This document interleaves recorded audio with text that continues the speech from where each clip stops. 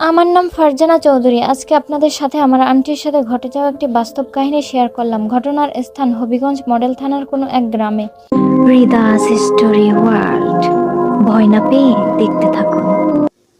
আজ থেকে প্রায় কয়েক বছর আগের ঘটনাস্থলটি হচ্ছে হাতির থান ওনার নিজ শ্বশুর বাড়িতে ঘটে। একদিন ভোর 4টার সময় উনি ঘর থেকে বেরিয়েছিলেন উজু করতে। ঠিক তখনই উনি দেখতে পান দুটো বিড়াল ওনার দিকে আসছে। একটি বিড়াল ওনার পায়ের উপর পা দিয়ে ওনার গা ঘেঁষে চলে গেছে, আর একটি বিড়াল ওনাদের জানালার কাছে এসে হাঁপাচ্ছে। হঠাৎ এই দৃশ্য দেখে আন্টি কিছুই বুঝতে পারছে না কি হচ্ছে এসব। হঠাৎ উনি খেয়াল করলেন ওই বিড়ালটি আস্তে আস্তে নিজের রূপ পরিবর্তন করে একটি কালো ছায়াতে পরিণত হলো, আর চোখের পলকে একটি ভয়ঙ্কর রূপ ধারণ করাতেই আন্টি চিৎকার দিয়ে মাটিতে পড়ে যায়। আন্টির চিৎকার শুনে আন্টির জামাই এবং তার ছেলে ছুটে আসে। এসে দেখেন উনি মাটিতে অজ্ঞান হয়ে পড়ে আছেন। এরকম অবস্থা দেখে আশেপাশের ও গ্রামের অনেককে ডেকে আনেন। এই ঘটনার পর থেকে মূলত আন্টির সাথে ঘটনা শুরু হয়। এই ঘটনা ঘটার পর সেই জিনটা আন্টির পেছনে লাগে ও আন্টির শরীরে ভর করে। আন্টি এরকম অবস্থা দেখে একজন কবিরাজ দেখান। কবিরাজ এসে দোয়া কালাম পরে ফু দেয়, কিন্তু তাতে কোনো কাজ হয় না। উল্টো কবিরাজকে আন্টির ভিতরে থাকা সেই জিনটা বলে, এই কবিরাজ, তুই জানিস আমি কে? তোর সাহস কি করে হয় আমাকে ছাড়াতে আসছিস? কথাটা বলে সেই জিন কবিরাজের গালে 3টা থাপ্পড় মারে। থাপ্পড় খেয়ে কবিরাজ বলে, আমার দ্বারা এটা সম্ভব নয়, আপনারা অন্য কোনো কবিরাজ দেখান। এই বলে তিনি চলে যান বাসায়। এদিকে কবিরাজের কথা মতো 3-4 দিন পরে আন্টিকে একটা মাজারে নিয়ে যান, যেখানে গিয়ে একজন হুজুর দেখান, কিন্তু এতেও কোনো কাজ হয় না। তারপর আন্টিকে বাপের বাড়ি নিয়ে আসা হয় হবিগঞ্জে।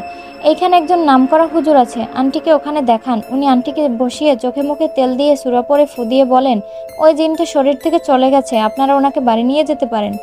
এদিকে ঠিক সেই মুহূর্তে হুজুরকে অবাক করে দিয়ে আন্টির ভিতরে থাকা সেই জিনটা বলে উঠলেন, হুজুর, তুই কি ভেবেছিস আমি চুপ করে আছি বলে তার শরীর থেকে চলে গেছি?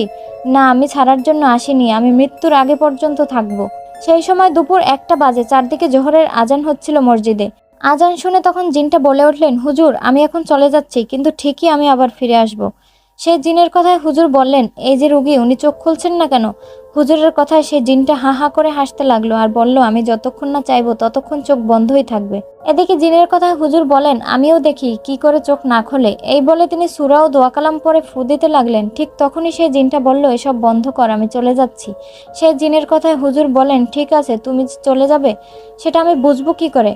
হুজুরের কথায় জিনটা বলল, আমি চলে যাওয়ার আগে এই রুগীর ঘাড়ে আঘাত করে যাব, তখনই বুঝবেন আমি চলে গেছি। কথা মতো সেই জিনটা যাওয়ার সময় আন্টির ঘাড়ে প্রচন্ড জোরে আঘাত করলো। আন্টি তখন সাথে সাথে মাটিতে পড়ে যায়, আর মনে হচ্ছিল তার মাথাটা মাটির মধ্যে ঢুকে যাচ্ছিল, এরকমই মনে হচ্ছিল। তারপর ওনাকে ধরে বসানো হয় তুলে। আন্টিকে বসানোর পর ওনার চোখ মেলে তাকাতে দেখে সবাই বুঝতে পারে জিনটা চলে গেছে শরীর থেকে। জিনটা চলে যাওয়ায় হুজুর আমার মামা এবং আরেক আন্টিকে বললেন, আপনারা এখন ওনাকে বাড়ি